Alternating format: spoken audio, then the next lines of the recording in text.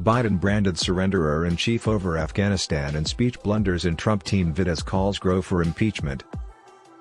Joe Biden has been branded the surrenderer-in-chief for his Afghanistan evacuation efforts and speech blunders by a Trump team video.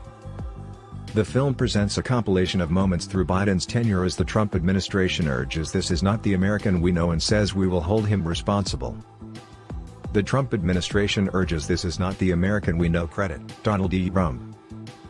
Trump described the evacuation process as a terrible failure. Credit Donald E. Trump.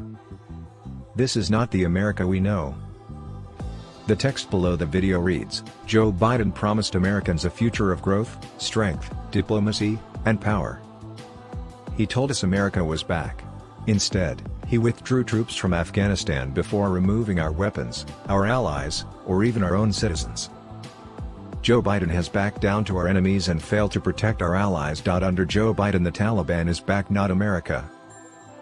This is not the America we know. The media refuses to blame Biden for the destruction and tragedy he's caused, but we will hold him responsible. We can show America the truth, and it's up to you to make sure everyone sees this. On Tuesday, Donald Trump slammed Biden, claiming that Taliban terrorists could be sneaking on United States evacuation flights out of Afghanistan. We will hold him responsible, the Trump administration said. Credit Donald E. Trump. Trump's spokesperson shared a statement from the former president as a man banned from Britain on a no-fly watch list managed to enter the UK from Kabul in an evacuation flight security scare. Trump said in his statement, Biden surrendered Afghanistan to terrorists and left thousands of Americans for dead by pulling out the military before our citizens. Now we are learning that out of the 26,000 people who have been evacuated, only 4,000 are Americans. He continued, you can be sure the Taliban, who are now in complete control, didn't allow the best and brightest to board these evacuation flights. Instead, we can only imagine how many thousands of terrorists have been airlifted out of Afghanistan and into neighborhoods around the world.